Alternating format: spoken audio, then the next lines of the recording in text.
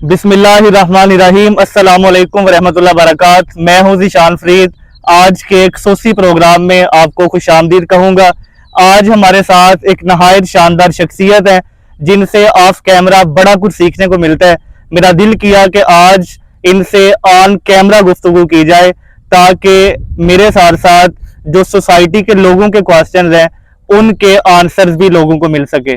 और ये एक ऐसी इल्मी शख्सियत है कि जो पिछली 5 पुश्तों से जो है वो इमाम मस्जिद का फरीज़ा सर अंजाम देते आ रहे हैं और दीनी खिदमात के साथ साथ जहाँ भी हो सकता है किसी भी शख्स की जहाँ पे तरबियत का मामला हो, किसी शख्स का कोई क्वेश्चन हो, ये सर फहरिस्त नजर आते हैं। मेरी मुराद दी वन एंड ओनली हजरत अल्लामा मौलाना रमजान नक्शबंदी साहिब। अस्सलाम वालेकुम सर। वालेकुम अस्सलाम वरहमतुल्लाहि वबरकातुहू। सर सबसे पहले तो बहुत शुक्रिया आपका कि आप हमारी दावत पे यहाँ पे तशरीफ लाए हैं। ज़ीशान भाई आपका भी बहुत बहुत शुक्रिया कि आपने हमें इनवाइट किया। अल्लाह ताला आपको जज़ाए कुल्ली दे।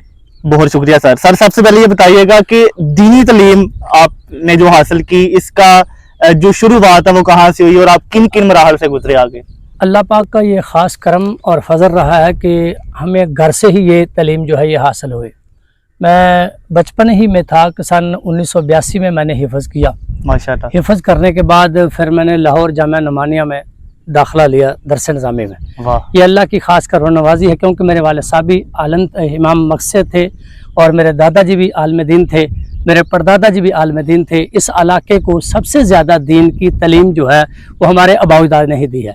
बस उन्हीं को देखा घर से ही ये माहौल मिला और अल्लाह ताला ने हम पर ये करम किया कि हमें भी रब ने ये तौफीक बख्शी कि हम भी जो है ना दीन की खिदमत कर सकें। करसा बड़ा मुश्किल नहीं हो जाता हमारे इन गाँव में कि जहाँ पे फिरका वारियत बड़ी है और बाहर से अगर कोई यहाँ पे एक मुहावरा है कि दूर के ढोल सहाने, यानी बाहर के लोगों की कदर की जाती है और जो घर हम कहते हैं कि घर की मुर्गी दाल बराबर। इन सारी बातों के बावजूद नस्ल दर नस्ल इमाम मस्जिद का फरीज़ा सर अंजाम देना कि जहाँ पे मुख्तलिफ तरह के लोग बातें भी करते हैं, तनकीद का सामना भी होता है, उस सब के बावजूद हमने ये बात अपने अबाउदाद से ये सीखी है कि बेटा लोग बातें करते रहते हैं और दीन में है भी ऐसा। जी बिल्कुल। ये अजल से ही आप सल्लल्लाहु अलैहि वसल्लम के अगर अपना जिंदगी को देखें तो आपके घर वाले ही आपके ज्यादा मुखालिफ थे। आपके चचा जो है ना ज्यादा मुखालिफ थे। अबू लहब आपके सके चचा थे, वो आपके जो है ना सख्त मुखालिफ थे।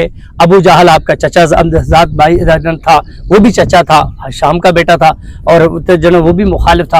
यानी कि ये मुखालिफत अज़ल से चली आ रही है। लेकिन काम असल में ये होता है कि बंदा उस दुश्मनी के बावजूद, मुखालफत के बावजूद अल्लाह और उसके रसूल की रज़ा के लिए काम करे, ये सबसे बड़ी काम बात है। जी बहुत आला।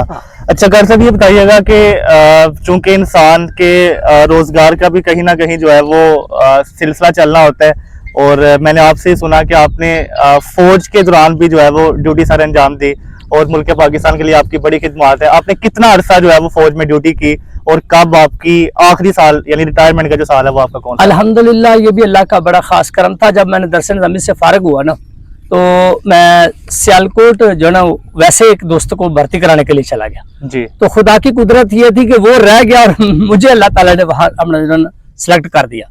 मेरे वाले साहब बहुत कहते रहे कि बेटा ना जाओ ना जाओ, लेकिन मैंने कहा अल्लाह ताला ने रिज़्क़ लगाया तो हमें जाना चाहिए।